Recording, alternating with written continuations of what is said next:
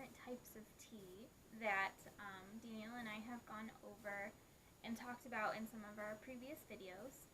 A lot of you may not understand when we throw around, that we're drinking a flavored black tea or green tea or white tea. So this video is going to be a little bit about the different types of tea that we've drank in the past, and then some that might be coming up in the future. You never know.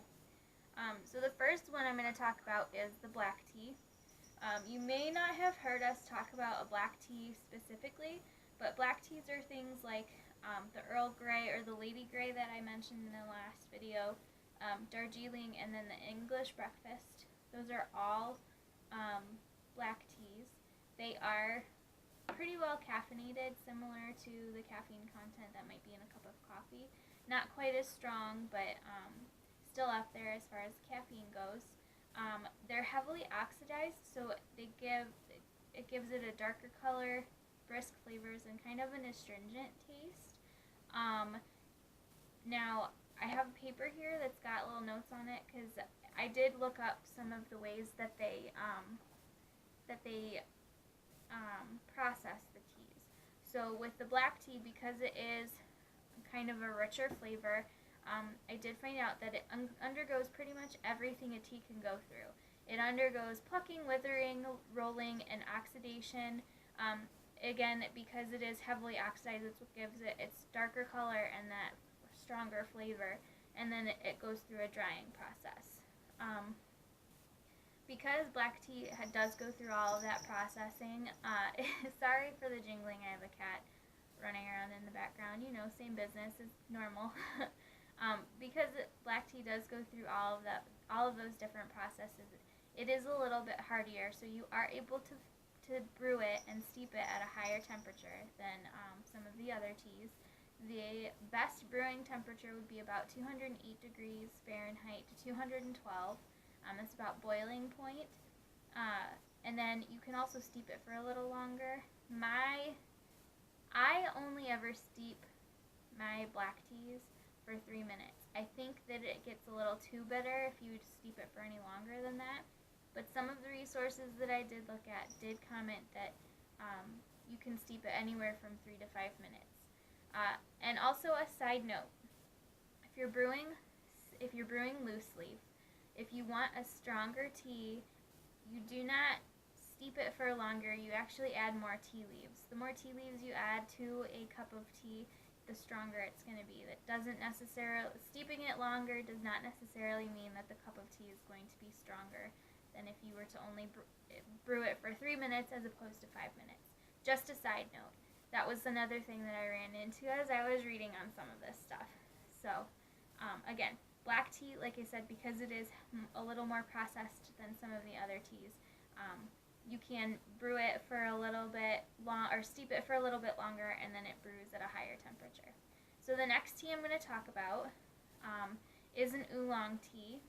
I love oolong. It's actually my favorite. I like it better than green tea. It's not quite as popular as green tea, but it does have a lot of the same benefits that green tea. It still has a high level of antioxidants. It's also one that's known for getting your metabolism boosted, and it's very hydrating and very good for you. But because it has an earthier flavor, I think, than the green tea, it's not as popular. They said that it's processed a little differently than some of the other teas too. It does have, like I said, an earthier flavor, but it's only a single step, goes through a single step oxidation process, and then it's withered, rolled, and fired multiple times. But compared to the black tea, it's kind of a step down as far as how strong it is, as far as flavor, because it only goes through that single step oxidation. Again, it does have a high amount of antioxidants. Its caffeine level is not as high as a black tea. It's a little bit lower, kind of in between a green tea and a black tea. And then it brews best at a lower temperature at about 180 to 190 degrees Fahrenheit. And then that's one that you will also steep for 3 minutes. with oolong, depending on, again, the flavor of it, I will do 2 to 3 minutes as opposed to 3 minutes, just depending on the kind that I get. My favorite just happens to be a jasmine oolong, and that one you are able to steep for the full 3 minutes. But there have been a couple, there's a blend of green oolong and white tea that my husband and I like to get, but because it has the white tea and the green tea and then a much more delicate oolong tea in it, we do only steep that one for 2 minutes. But anyway, so oolong, like I said, single step oxidation, goes through a few less steps than the black, little earthier than the green tea. Like I said, it's one of my favorites. I actually do prefer it over a green tea, but and it does have some of the same health properties as far as the antioxidants, boosting your metabolism, and being very hydrating like the green tea. So the next one we're going to talk about would be a green tea, and it is actually one of the least processed of the bunch. It has a very, my mom would say it's like drinking grass water. She's not a fan of green tea, but it does have a very vegetal flavor as opposed to the black tea and the oolong tea, which have a very rich aromatic flavor. But again, the green tea is very, very high in antioxidant properties. And it is one of the favorites among fitness enthusiasts.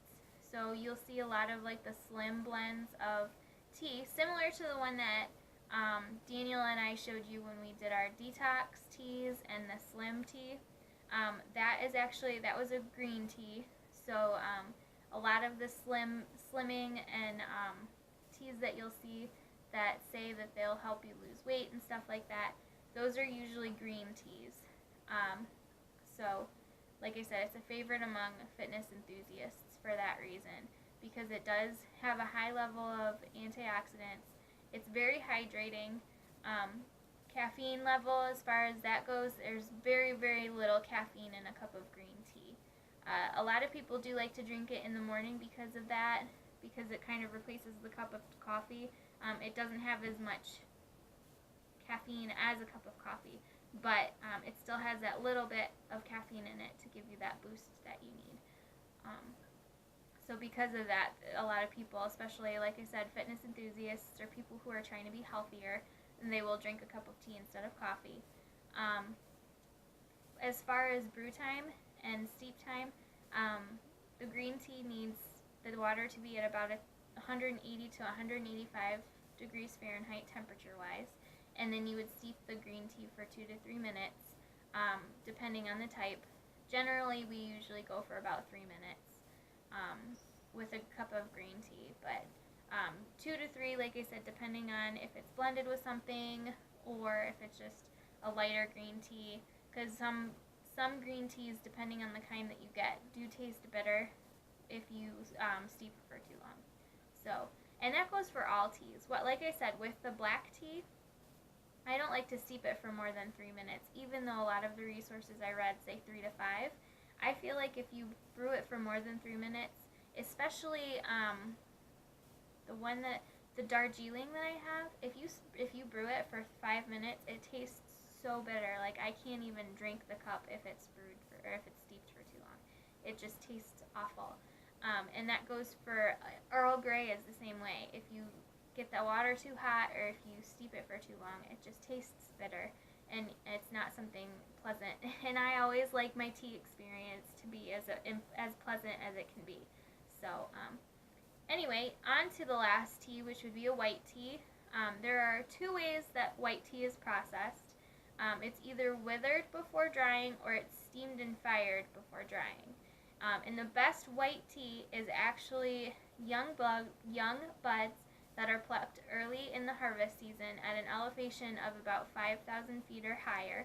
That's where the best white tea comes from, and that's because it is at a lower temperature. The lower the temperature for white tea, usually the better, as long as it's not like frozen over or something, just because it helps seal in that lighter flavor.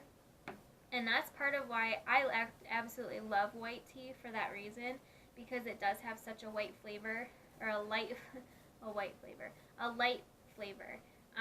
And contrary to the name, white tea, when it's brewed, it is not a white color. It's actually a light yellow, depending on the type of tea you get.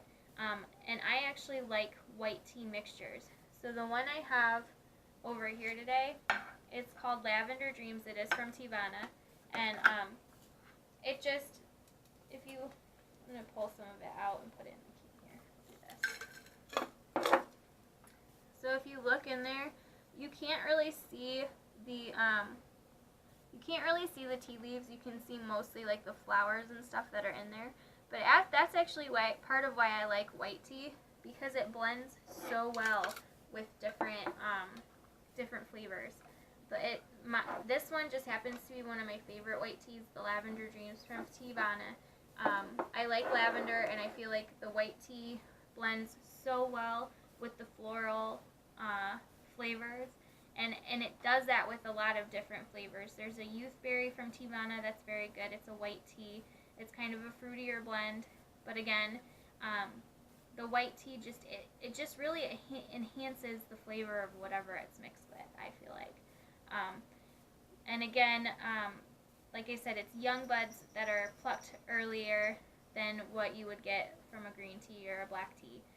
And then the other thing about white tea that a lot of people don't give it credit for is it is an antioxidant powerhouse. Because it is picked when it's so young, it holds on to all of that good antioxidants. It's definitely one that you want to drink if you're trying to boost your metabolism and stay healthy. There's almost no caffeine in it. There is so little caffeine in it that I can drink it well into the afternoon. I think I mentioned that I do have to stop drinking caffeine quite early in the day generally, but white tea is one that I can drink until about 5 and not have to worry about staying up all night. But because it is a lighter flavor, I will say that it does have to be brewed at a much lower temperature, about 170 to 175 degrees Fahrenheit. And then it's only steeped for 1 to 3 minutes. I usually do about 2 with the white tea because I feel like 3 minutes kind of ruins the flavor of especially the Lavender Dreams. Again, only 2 minutes. But it blends so well with a bunch of other things. With the lavender that's in there, with the berries that are in the youthberry. It even blends well with other teas. So one of the mixtures my husband and I like to get is a mixture of an oolong, a green, and a white tea. And then it's got jasmine notes in it.